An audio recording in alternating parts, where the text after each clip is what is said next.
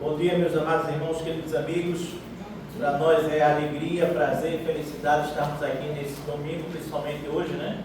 Chamado domingo do Dia dos Pais, para louvarmos e agradecermos ao nosso Deus, o nosso Pai maior, o nosso Pai primeiro, né? Definitivo, único, eterno, que é o nosso Deus. Vamos abrir nossas Bíblias no Evangelho de Mateus, capítulo 6, onde nós vamos ler um texto que já foi lido aqui pela nossa irmã Josefina. Mateus capítulo 6, a partir do versículo 9.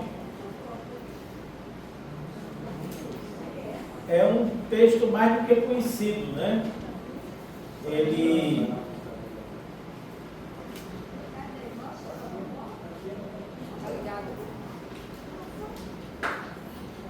se refere à famosa oração do Pai Nosso, ok? Diz assim esse texto bíblico: portanto, orem da seguinte forma: Pai nosso que estás no céu, santificado seja o teu nome, venha o teu reino, seja feita a tua vontade, assim na terra como no céu. Dá-nos hoje o pão para este dia, e perdoa as nossas dívidas, assim como nós perdoamos aos nossos devedores. E não nos deixes cair em tentação, mas livra-nos do mal. Pois teu é o reino, o poder e a glória para sempre. Amém. Curve sua cabeça e ore comigo nesse instante. Pai amado, Deus eterno, nós estamos buscando a tua presença. Agradecemos o teu carinho, o teu amor. Agradecemos pelo teu divino Espírito Santo, ser aquele que vai nos ministrar nessa manhã. Muito obrigado por esse espaço que temos reservado para a honra e glória do teu santo nome toda semana aqui em nossa igreja, Pai. Nos conduz nessa reflexão, principalmente nesse dia especial, Dia dos Pais, para que nós possamos entender qual é o teu plano, o teu propósito para nossas vidas enquanto os filhos teus. Essa é a nossa oração no nome de Jesus. Amém. É certo que a chamada oração do Pai Nosso, com certeza ela é uma das mais conhecidas do Novo Testamento, mas não só do Novo Testamento, ela é uma das mais conhecidas da face da terra, uma das mais famosas orações que o mundo já viu. Ela foi recitada como uma espécie de modelo para que as pessoas pudessem entender como orar, de que jeito orar, de que forma orar, mas terminou que ela tornou-se quase que uma regra definitiva, uma regra geral. E aí todo mundo faz essa oração em algum instante de sua vida também. Tecnicamente, talvez ela não precisasse existir, porque Jesus ensina essa oração a partir de um estímulo, de uma provocação de algumas pessoas que dizem assim: mas ensina-nos a orar. E aí ele começa a conversar sobre isso e termina, portanto, com esse modelo, esse exemplo de como deveria ser uma oração. Nos versículos anteriores, nesse mesmo capítulo 6 do Evangelho de Mateus, nós temos vamos dizer assim, a forma como uma oração não deve ser. Jesus diz assim: olha, presta bem atenção, vocês não vão orar como os fariseus oram. Isso está nos versículos anteriores aí, versículos de 5, 6 e 7. Vocês não vão orar como os fariseus oram. Vocês vão orar da seguinte maneira: vocês vão para dentro do seu quarto, vocês vão fechar a porta e vocês vão orar. Enquanto os fariseus fazem suas orações na rua, no meio da rua, vocês vão fazer isso em secreto, o teu Pai que vem em secreto vai te recompensar. A outra dica que Jesus dá é dizer assim: também não usem de repetição de vãs palavras, porque é como se ele dissesse assim: Deus não se deixa impressionar pela quantidade de palavras que vocês oram, mas sim por aquilo que vocês estão colocando do coração de cada um de vocês dentro dessa oração efetivamente. Contudo, apesar de já ser uma oração excepcional, eu quero apresentar para os irmãos hoje uma espécie de novo olhar para essa oração. Porque no fundo, O que a oração expressa aqui são os desejos de um filho em relação a como deve ser o comportamento de um pai. Você notou isso? A oração do Pai Nosso nada mais é do que os desejos de um filho em relação a como deve ser o comportamento de um pai. Ou seja, entenda bem, a oração começa justamente com essa expressão, Pai Nosso. E quem faz a oração é um Jesus, Filho de Deus. Então, o que a gente vai tentar passar aqui hoje para os irmãos é assim: quais são as expectativas de um filho em relação ao comportamento de um pai, com base no Pai Nosso? Entendeu? Ou está meio difícil entender? Está fácil, né? Existe uma relação pai-filho dentro dessa oração que a gente normalmente não nota, que a gente normalmente não observa, que a gente normalmente não presta atenção. Que isso, que é o que está escrito aqui nessa oração, é justamente, vamos dizer assim, o que o filho espera de um pai. E o que é que o filho espera de um pai a partir desse texto bíblico aí? Primeira coisa, deixa eu colocar aqui no... A primeira coisa que um filho espera de um pai, segundo o Pai Nosso, é o quê? Pão. O que é que diz o texto bíblico aí?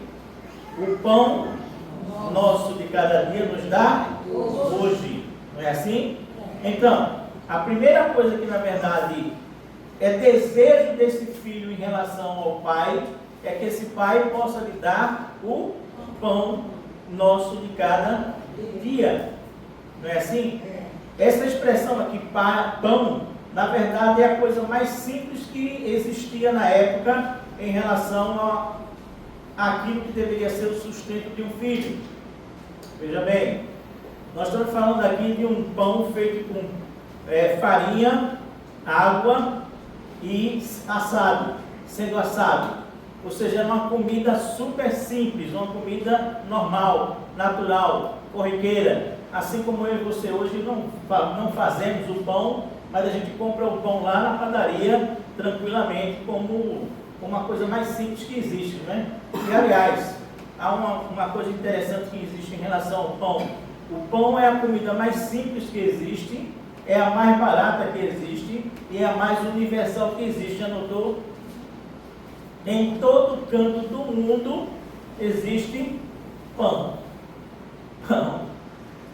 Só isso. É a mais simples, a mais barata e a mais universal. Mas também é justamente a isso que Jesus se compara, percebeu? Ele diz: eu sou o quê? O pão da vida. Eu sou o pão da vida. Por quê? A palavra pão aqui no original, ela não só se refere realmente ao pão, mas ela se refere a todo o sustento que deveria ser dado a uma criança quando ela nascesse. Entende? Ou seja, ela é a mais simples, mas é a mais necessária possível para a gente entender o significado de uma existência. Nós só existimos porque nós somos sustentados por esse pão nosso de cada dia.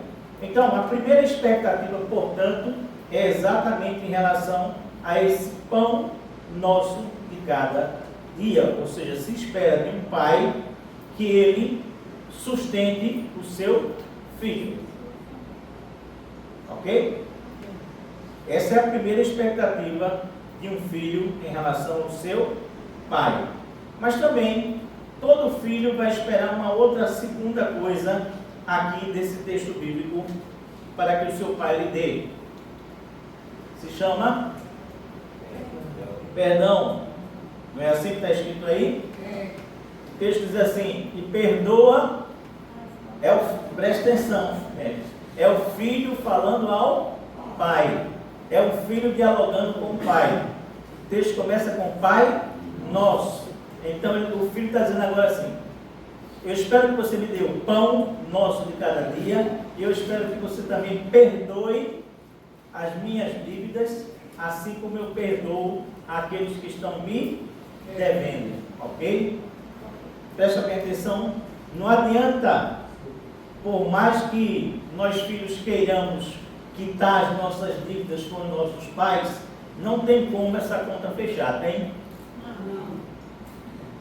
Não tem, de maneira alguma. Os filhos sempre serão devedores dos seus pais. Mas também é preciso que a gente entenda que essa é a única expressão dessa oração que ela é relacional. Ou seja, ela depende de um comportamento também do próprio filho. Perdoa as minhas dívidas, assim como eu perdoo também aos meus devedores. O que é que isso quer dizer? Isso quer dizer assim, que perdão é uma via de mão dupla. Vai e vem. Do mesmo jeito que só seria possível a existência de uma vida através do sustento que vem do pão, também da mesma maneira, da mesma forma, só é possível haver relação entre duas pessoas se houver perdão. Entende? Assim como o pão é essencial para o nosso pão no sentido genérico de sustento, né? Assim como a vida só é possível através do sustento que vem do pão, assim também relações também só são possíveis se houver perdão. Sem haver perdão, não há como a gente se relacionar de forma alguma. Sem haver perdão, não há compreensão. Sem haver compreensão, não há entendimento. Se não há entendimento, não pode haver futuro ou acordo entre duas pessoas de jeito nenhum, absolutamente nenhum. Percebe? Então, o que é que um filho espera de um pai? Que ele também lhe perdoe, do mesmo jeito que ele perdoa também as outras pessoas. A terceira coisa que esse texto vai também nos dizer é que todo filho também espera do pai proteção. Não é assim? O que é que diz o texto bíblico? E não nos deixe cair em tentação, mas livra-nos do mal. Ou seja, o que o filho está dizendo assim: olha, eu preciso que você me proteja das tentações e do mal. Aqui merece uma reflexão a palavra tentação e a palavra mal, porque são as duas coisas das quais o filho está pedindo que o pai o proteja nesse instante. Tentação tem a ver com armadilha, tem a ver com disfarce. Tentação tem a ver, na verdade, com engano, você ser enganado efetivamente. Então, tentação aqui é uma expressão que diz assim: olha, eu preciso que você, meu pai, me livre daquilo que eu não vejo, daquilo que é desconhecido para mim, que é invisível para mim. Ou seja, em outras palavras, eu preciso que você limpe o meu caminho para que eu não caia nas armadilhas que a vida vai me oferecer. É isso que um filho espera de um pai, mas também que o livre do mal. E essa palavra mal aqui, diferentemente daquilo que a gente entende como mal, normalmente falando, ela se refere à sobrecarga de atividades. Ela se refere a você estar sobrecarregado, ou você está carregando um peso que você não consegue levar adiante, um peso que vai lhe esmagar efetivamente. Isso é mal nessa palavra que é utilizada aqui nesse instante. Ou seja, não adianta você tentar puxar, levar uma carga excessiva que vai lhe afastar dos seus filhos. Ou seja, o filho está dizendo assim: olha, pai, eu preciso que você esteja livre o suficiente para que você possa estar junto comigo e me livrar do mal de estar sendo tentado, caindo no buraco negro, sem perceber que estou caindo nesse buraco negro. Percebeu? Então, o que é que um filho espera dos seus pais?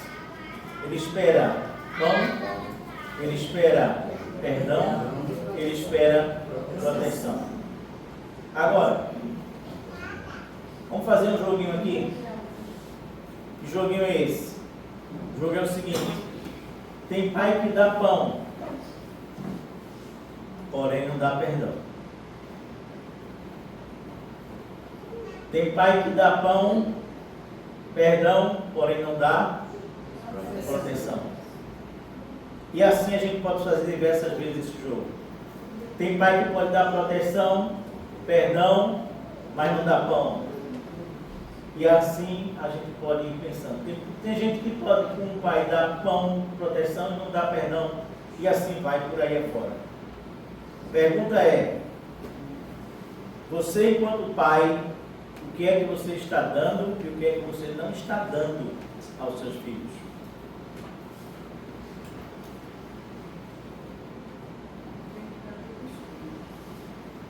Percebe?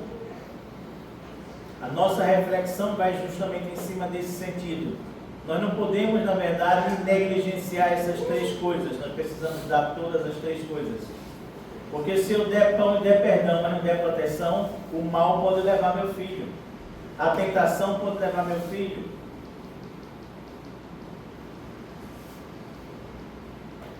Percebe? Ou seja, é um tripé que não pode faltar de jeito nenhum, que está dentro desse bojo, dessa oração chamada de Pai Nosso. Pai Nosso. Por isso que nós chamamos essa reflexão de Pai Nosso de cada dia. E não Pão Nosso de cada dia, como era de se esperar. Né? É o Pai Nosso de cada dia, que vive diariamente com a gente, com nós filhos, que precisa nos dar pão, perdão e proteção. Três coisas que são fundamentais. Porém, para concluir, nossa reflexão hoje vai ser bem mais rápida, né? Existe uma quarta coisa que também todo pai precisa dar ao filho, que é propósito de vida. Propósito de vida. O texto vai dizer assim: que seja feita a tua vontade, assim na terra como no céu. A palavra vontade aqui é a palavra teleima, no grego, que significa objetivo, meta. Aqui está no português aquela palavra teleguiado, né? Teleima da teleguiado, ou seja, alguma coisa que sai daqui e vai alcançar um propósito lá na frente. E isso é a vontade de Deus. Ou seja, nenhum filho pode também passar sem essa vontade de Deus na sua vida. Ou seja, precisa de ter um propósito. Fui claro, meu irmão? Deu para entender o recado? Então, todos nós, enquanto filhos, esperamos dos nossos pais pão, perdão, proteção, e precisamos também de ter propósito, que é a vontade de Deus para nossas vidas. Quando nós descobrimos isso, nós verdadeiramente nos tornamos felizes, porque nós temos direção para o nosso viver. Que Deus queira nos abençoar nessa reflexão de hoje pela manhã. Curve sua cabeça e ore comigo nesse instante.